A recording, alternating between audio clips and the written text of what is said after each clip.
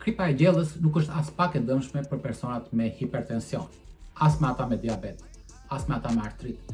Për të gjitha problemet që ka sindromi metabolik, të gjitha sëmundjet 80% të tyre, kripa jo vetëm që nuk ndalohet, por edhe rekomandohet. Përshëndetje miq, unë jam Bali, në kanalin Mihi Shëndetin. Jam mjeku im, nuk jam mjeku juaj, ju lutem konsultoni me mjekun tuaj gjithmonë. Nëse i gjeni këto video të kuptueshme dhe ndihmuese ju ndihmojnë dhe të zbatueshme, konsideroni të subscribe ose të ndani këto video me të tjerët për kudo që kanë nevojë.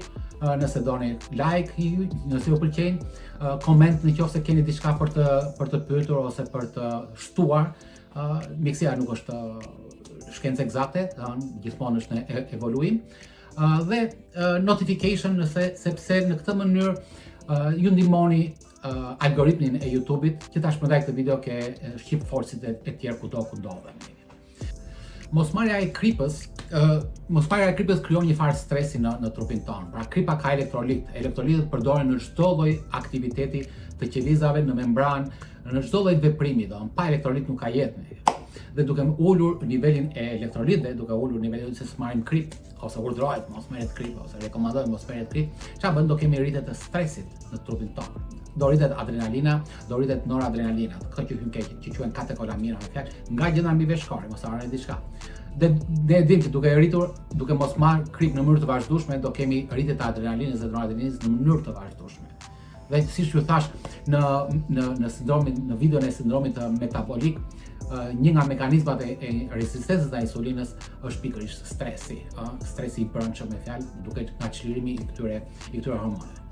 Unë ju postoj një website të Institutit Ndërkombëtar të Shëndetit në Amerikë, NIH i quhet, i cili ka mbi 39 milion studime nga gjithë bota dhe citime ose linke të lidhura me të në bazë të studimeve që janë bërë dhe në të cilën në asnjëherë prej tyre nuk vërtetohet e kundërta e tyre. Pra që kripa është e dëmshme, kripa rrit tensionin ose kripa nuk duhet marrë edhe persona që kanë hipertension.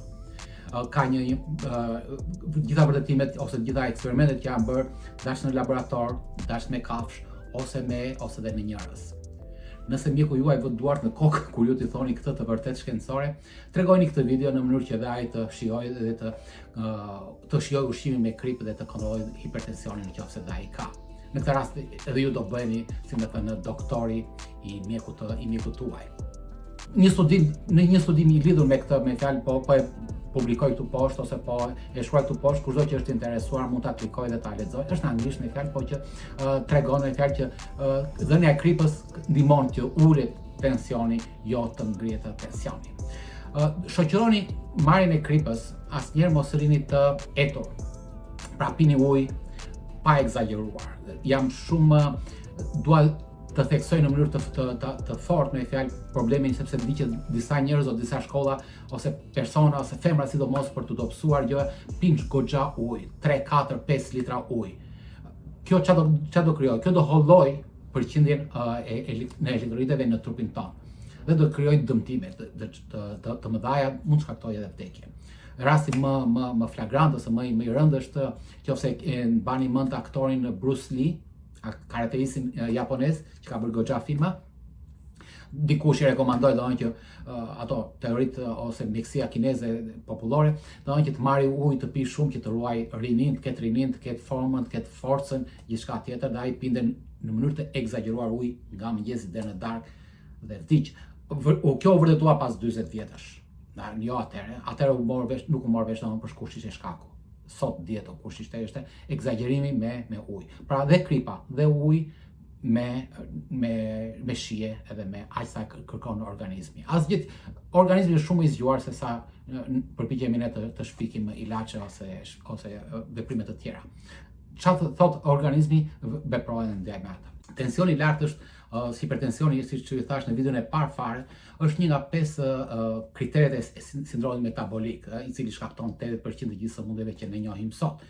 Ju lutem vizitoni atë nëse nuk e keni parë, në mënyrë që të kuptoni rrjedhën logjike të gjithë këtyre problemeve të tjera, dhe insulin resistant, që është video e dytë e cila shpjegon pse ne fillojmë të sëmuremi, kush është zanafilla e të gjithë problemeve që ne kemi. Pra, kur tensioni është më shumë se 120 mililitra të shtyllës së zgjivës me 90 mililitra të shtyllës së zgjivës, themi do që ne kemi hipertension. Teoria e marrjes së kripës pa kaluar ke hipertensioni, teoria e marrjes së kripës është sepse kripa tërheq ujin me vete. Kudo ku shkon kripa, shkon edhe uji. Sasia e kripës që ne marrim është shumë e ulët. Ne nuk ham 100 kg krip ose nuk ham luk gjelle me krip. Atë kripje ka dhe ushqimi, qoftë edhe në turshi, qoftë edhe në gjell, qoftë edhe në pjatë ose antipas, çfarë do gjë që hani. Trupi jon tenton të mbajë një përqindje të saktuar ose një densitet të elektrolitëve të kriprave. Elektrolitët janë kripra, densitet të kriprave në gjakun tonë. Pra në qastin që ky densitet është më i lartë, ai tenton ta hollojë gjakun duke na dhënë ndjenjën e etjes. Pra ne pim ujë dhe krijohet ajo balanca që densiteti i elektrolitëve të jetë në ato norma që gjaku e kërkon. Por aman, kjo që ndodh me fjalë, kur ne pim ujë, çfarë bëjmë, ne rrisim volumin e gjakut. Keni parasysh kush është si funksionon tensioni ose çfarë është tensioni nga ana fizike. Nëse kemi një zor edhe po vadisim jashtë, diametri i zorës është i pandryshueshëm dhe shpejtësia e ujit është e pandryshueshme. Kur ne shtypim zorën, pra e bëjmë diametrin, zbogulojmë diametrin, atëherë dhe presioni do rritet ose uji do shkojë më lart. Dhe ky është tensioni, shtimi ose shpejtësia e qarkullimit të gjakut me fjalë është tension. Ky tension nga ana fizike është presioni që ai shkakton në enët e gjakut, në të gjithë pjesën e enëve të gjakut. Është shumë e rëndësishme të kuptojmë kush është anatomia. Dy gjëra për të cilat do desha edhe unë që ju të mbani të mend. Në këtë foto, siç e shikoni, është anatomia e arterjes dhe e venës.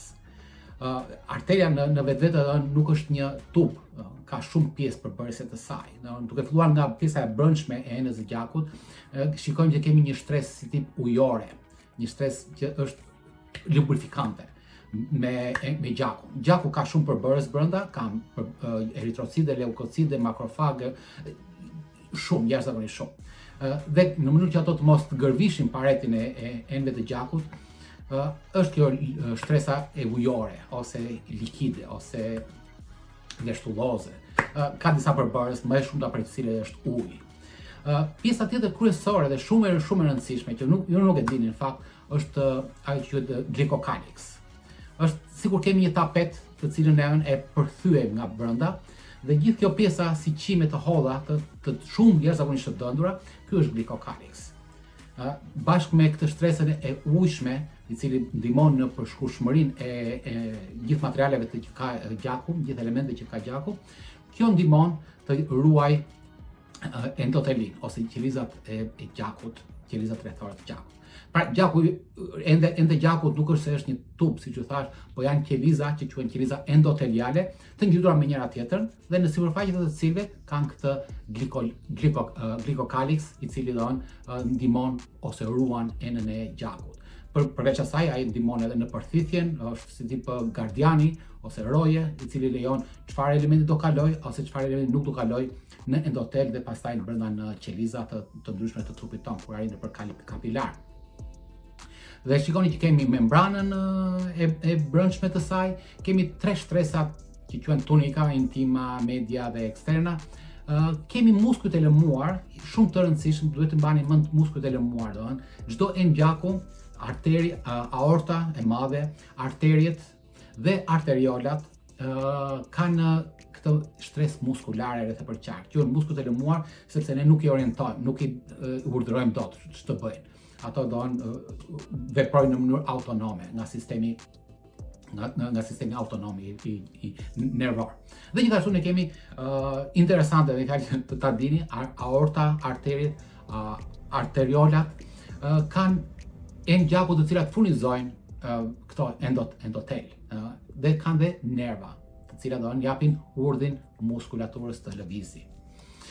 Kjo e para, pjesa anatomike, dhe e dyta, nuk duhet që të mbani mend emrat, po aman të mbani mend organet. Është ajo që quhet sistemi angiotensin, renin, angiotenzin edhe aldosteroni, me fjalë.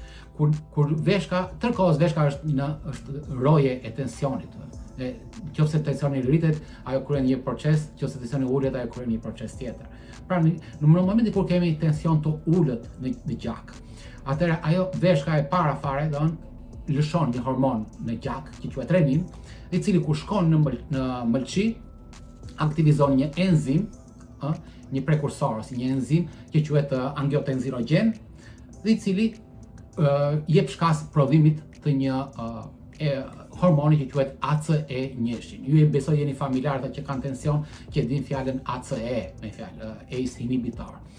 Ky hormon me fjalë çlirohet nga mëlçia në gjak dhe kur arrin nuk është aktiv, edhe renina nuk është aktive, nuk ka një veprim në trup, as ACE1 nuk ka asnjë veprim, ndërsa duke vajtur në mushkëri, nga mëlçia shkon në mushkëri dhe në mushkëri ai aktivizon ACE2-shin.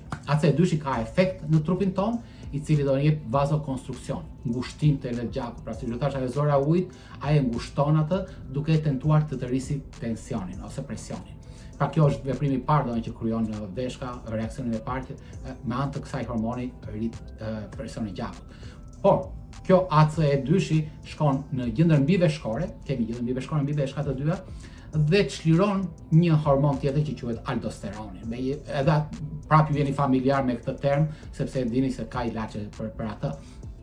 Aldosteroni kalon në gjak dhe shkon në veshka. Pra gjithçka filloi nga veshka, në mëlçi, nga mëlçia në mushkëri, nga mushkëria në gjendër mbiveshkore dhe nga gjendra mbiveshkore kthehet prapë në veshka. Dhe veprimi i aldosteronit në veshka është që të ripërthith ose të mbaj natriumin, kriprat, natriumin brenda veshkës, ta futi prapë në qarkullim në gjak, mos ta lë të iki në urin. Po doli natriumi, ikën uji. Po iku uji, me fjalë volumi bie dhe rritet tensioni. Volumi bie dhe kemi rritet tensioni. Pra, në këtë mënyrë veshka ose ACE2-shi jep vasokonstruksion, rrit pak tensionin dhe aldosteroni mban natriumin edhe ujin duke ndihmuar në rritjen ose stabilizimin e tensionit. Pra nuk është se rrit tensionin ose na krijon hipertension, thjesht stabilizon tensionin. Nëse tensioni shkon çik më lart, ky mekanizëm çaktivizohet, kupton, dhe vepron mekanizmat e tjerë. Kjo është pak a shumë të dyja gjërat që unë do desha që ju t'i mbani mend, pavarësisht mbani mend organet që ato ku veprojnë dhe sidomos hormonet, sepse kur të flasim tani për mjekimin, është shumë e kuptueshme pse ndodh ky mjekim edhe çfarë shkakton ky mjekim në trupin ton. Ju faleminderit për kohën që më kushtuat. Like, subscribe edhe do shihemi në videon e ardhshme. Faleminderit dhe mirupafshim.